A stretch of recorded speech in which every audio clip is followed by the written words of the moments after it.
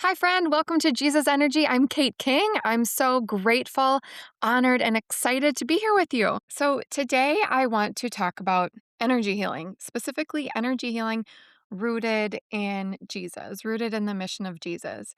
So, backing it up a little bit, Jesus Energy, this space is dedicated to being spiritually expansive and curious while also rooted into the love of Jesus and to bringing heaven to earth, to embodying the healing, transformative, and loving frequency of Christ in such a way that we participate in the renewal of this earth. No big deal. So here we are, energy healing. It's something that if you've followed along in this work, you know that this is something that I love, and it's something that I grew up Christian, grew up in a Christian church. I still consider myself a Christian. I think Christianity is really beautiful.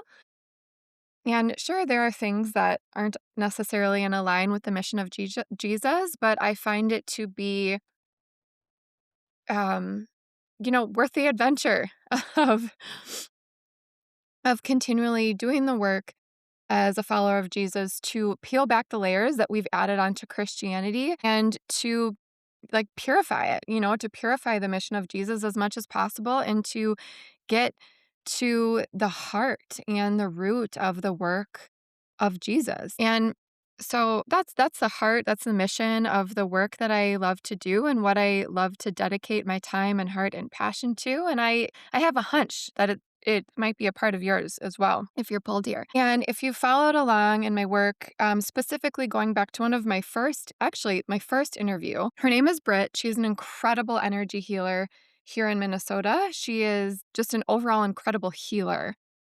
And I started receiving massage, hands-on physical healing from her years ago, over a decade ago. And I had such profound shifts and even just fresh visions for my life. And it felt like there would be clearings from things that were blocking me and even just emotional release, crying, tears in my sessions with her. And this was something that was common in the people that she saw. And little by little, I would learn a little bit about the work that she did and the intentions that she was setting. And she does offer energy healing. So now, in the way that I talked a little, we talked about this, we covered this in the original interview that I did with her. We talked about angels and energy healing, but I just want to touch on it here a little bit because I truly think that there is a shadow of fear. No, that was something that I'm like, "Oh, I'm not sure." I had personal fears with, is this okay?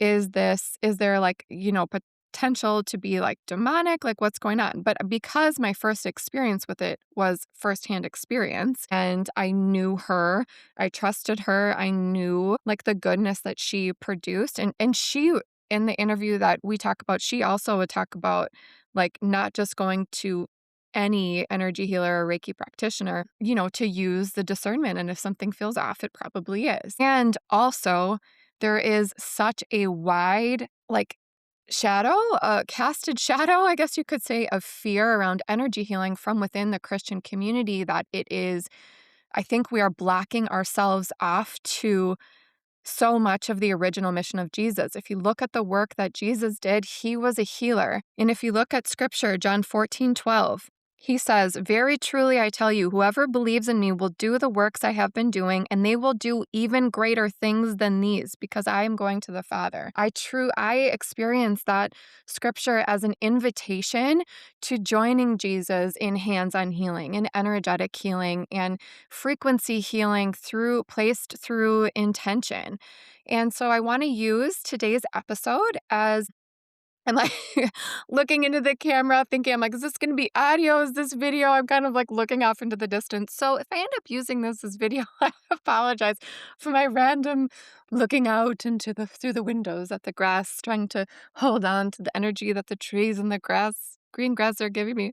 Kind of kidding, kind of not. But so where was I? One more thing about Britt, in talking with her, she found that she studied energy healing from well-trained energy practitioners and found, after she was studying, she realized she had been doing it a lot longer than she even realized. And I've talked to other people that have said that too, and I've experienced that myself.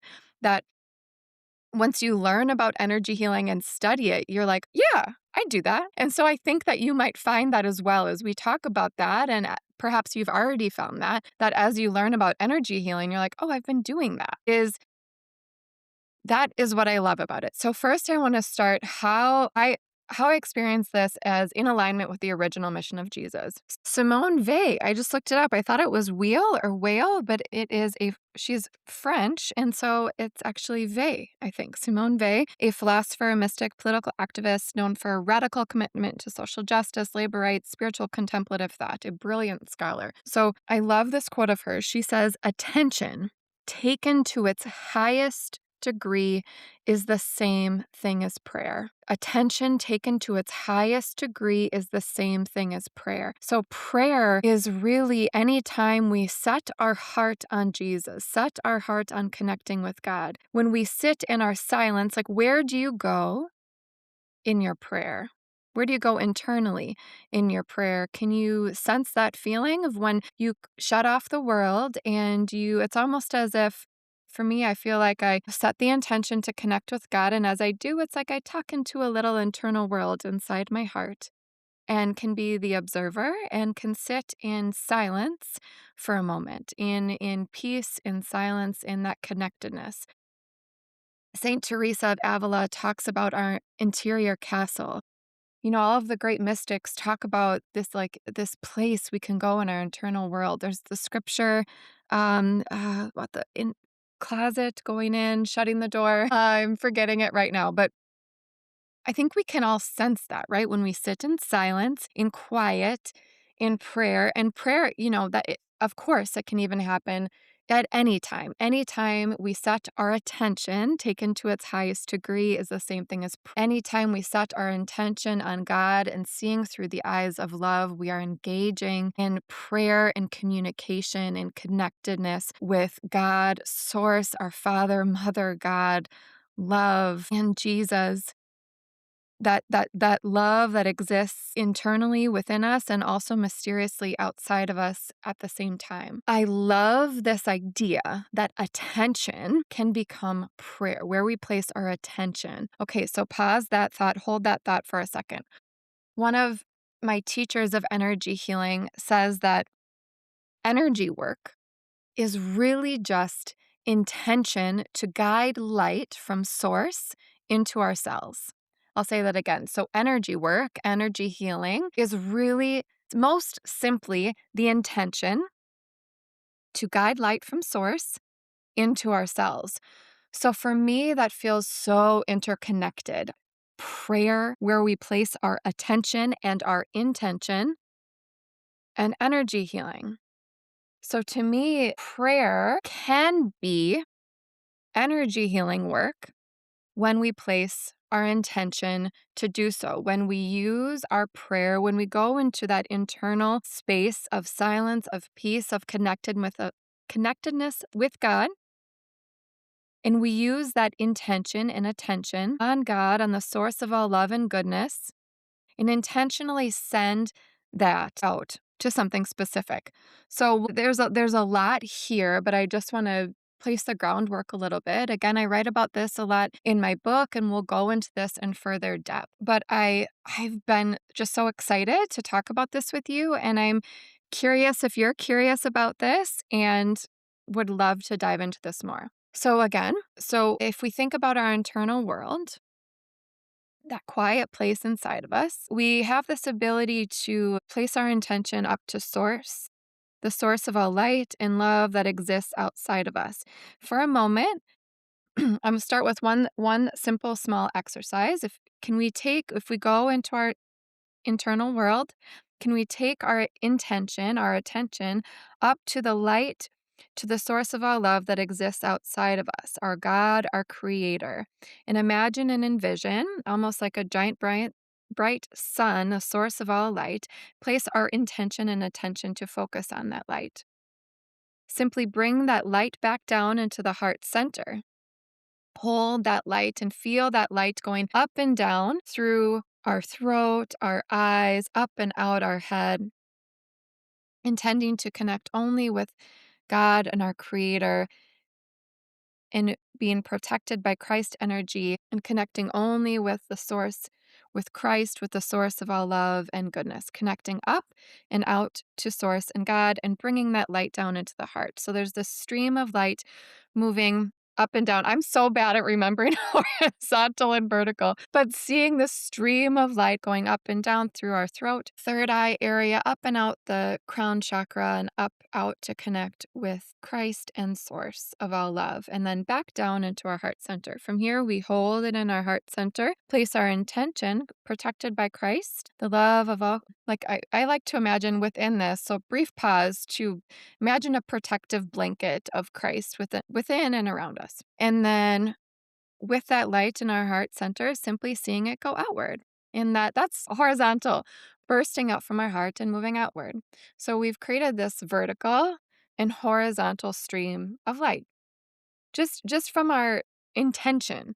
Some of us are able to see, and some of us don't have that internal seeing, and instead they have like a heightened both incredibly beautiful, and instead there's just a heightened sense of awareness and attention. So for you, you might be deeper in touch with how things feel, and you can simply place your intention to connect with source and love and then bursting it outward. And if you're I really connect with internal vision and seeing, and I like to see that light vertically dropping into my heart center and pressing out horizontally.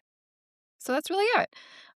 That's that groundwork of connecting and placing the intention to connect with love, the source of all light and goodness, being protected by Christ, and pressing that light outward. Okay, was that way too complicated for something really simple, or are we vibing with that? So that's a foundation of energy work, is connecting with this light and goodness. Some of my teachers say to connect with light above, a golden light below, and imagining a rose gold light from the earth, the ground, and connecting up through the soles of the feet and grounding you to the earth.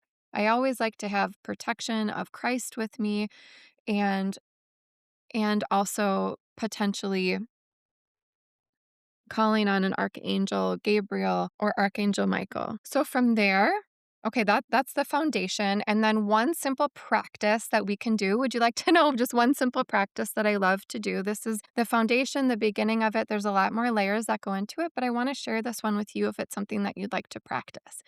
So, with that intention placed to connect, be protected by Christ and connect with the source of all light and love and bursting that energy out forward. Simply, I like to place the intention to let a ball of light. So I'm placing my intention to see a ball of light, golden light, drop down into my heart center and extending out in every direction from my heart center outward. So bursting out from my heart and out through the back line of my body and just getting so big that it covers all of my body, but it's important that it goes from the inside outward.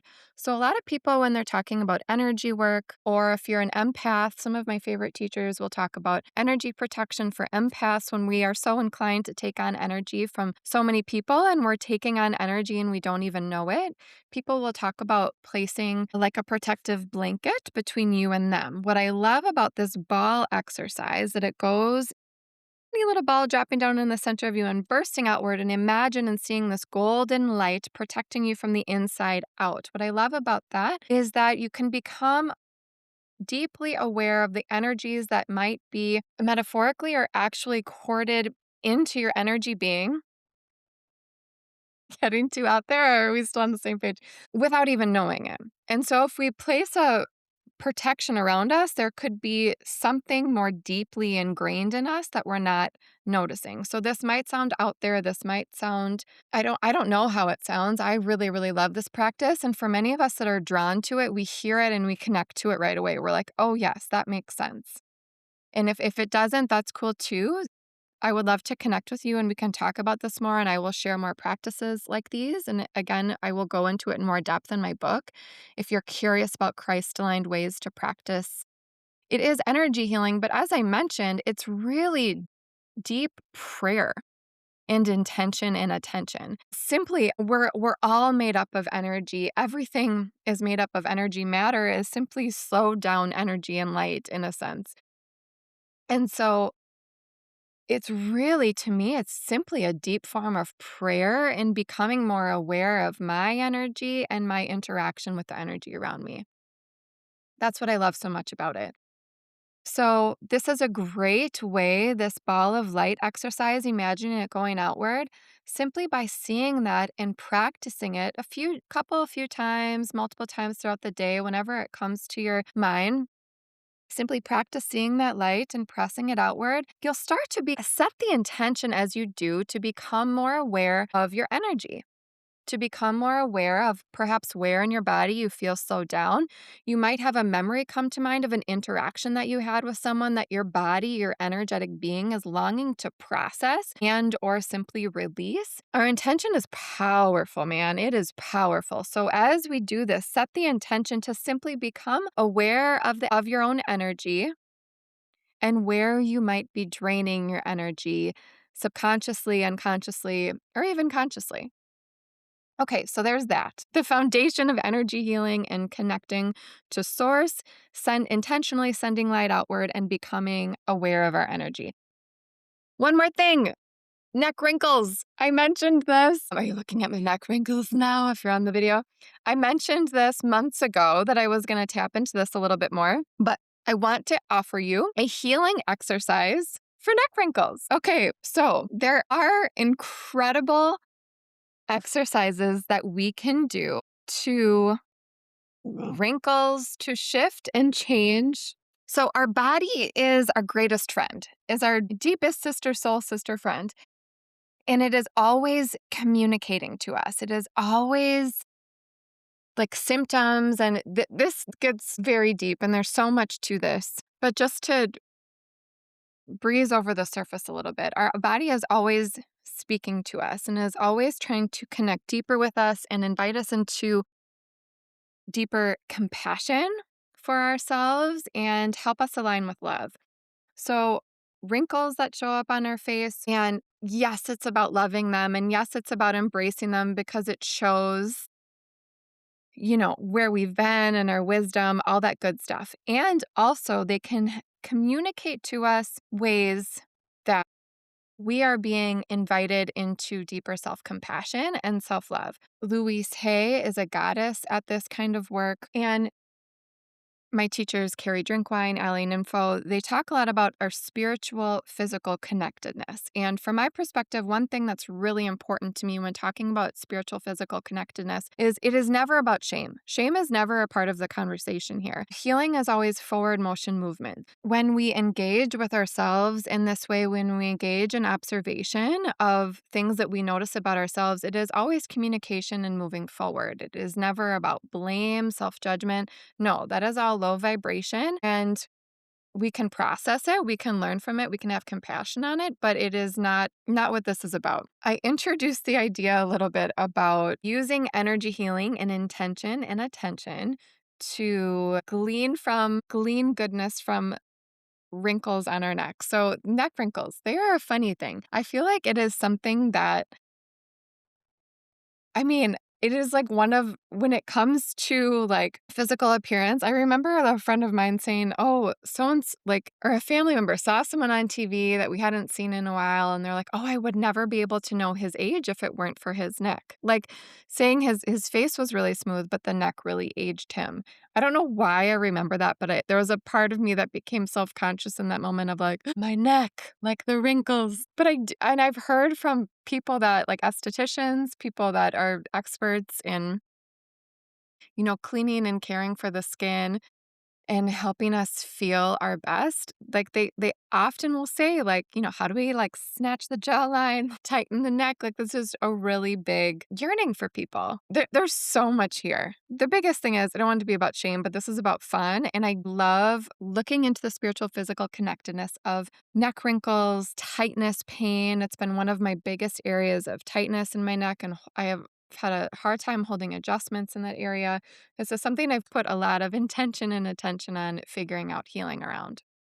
So I want to share you with just a smidgen of what I learned in that area when it comes to the spiritual root. Everything is 100% spiritual and 100% physical. So I don't ever like to over spiritualize anything. And also, I never want to ignore the beautiful, stunning spiritual components that we can glean, even from something like a neck wrinkle or tightness and pain in the neck.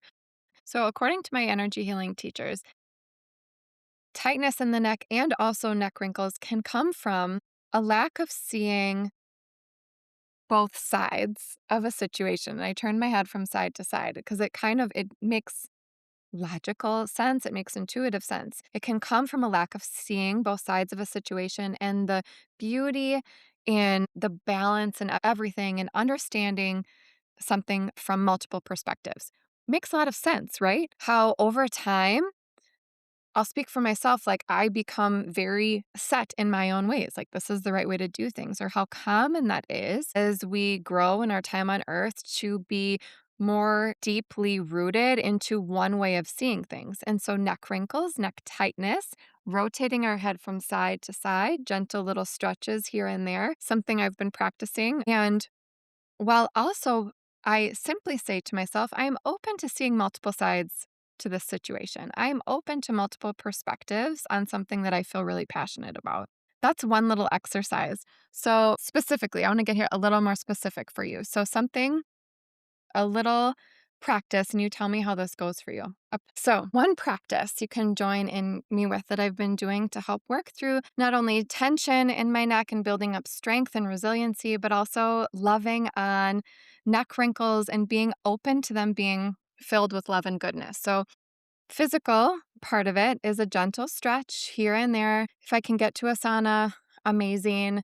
If not, just like if I go to yoga, just being really attentive to how my neck's feeling and gentle movement. If I do too much, I will like throw my neck out. But a little bit here and there is really lovely. And in the morning to start the day, I love using a little castor oil roll. A friend introduced me to this one. There's a frankincense one, a lavender one. And with that castor oil roller, just sharing love with my neck and around the jawline and just kind of rubbing it over the area and setting two intentions as we do. One, I am open to seeing all sides of a perspective. Show me where I am being stuck in one way of seeing things. And I am simply open to seeing all sides and all perspectives. I'm open to seeing where there's balance in life. Two, the neck is obviously also connected with the throat chakra. And with the throat chakra, there can be blockages if we don't feel safe to use our voice. The second intention I like to place while just taking 30 seconds to 90 seconds, a minute to 2 minutes, is to simply say, I am safe to use my voice in the world. It is safe for me to express myself. Maybe one resonates with you more than another. So, as we love on our neck with gentle stretches and castor oil, some movement side to side, if that resonates in your being, I am open to seeing all sides and all perspectives of situations. I am safe to use my voice in the world. And as you do so, as you say, I'm safe to use in my voice in the world, there might be some resistance there. That's good. That means we're shifting things. See if you can connect with a moment or a time in your life where you have been received, your language has been received or celebrated. A sentence that you said, something that you shared with the world resonated with simply one person. Something that you shared, something that you said landed with somebody else, and you could feel that. You could feel that resonance of connectedness. That's it. That's all. And great timing because my family is coming home right now. I just wanted to share that with you, a little bit of an introduction to energy healing for me, how it connects with the original mission of Jesus and a way to align with spiritual, physical connectedness and healing and to love on those neck wrinkles. I hope that this brought some goodness and joy to your life. Thank you for letting me play around with this. If you want to, I'd love to dive into this more and I'll refine my skills of teaching energy healing that I love so dearly and deeply. And I hope that this gets us excited about my book that's on the way and how I fell in love with energy healing and how for me I felt safe to become more spiritually expansive and rooted in Jesus. And I hope that we can do that together. I hope that you have a beautiful week ahead and that this brings life to your day. So much goodness to you.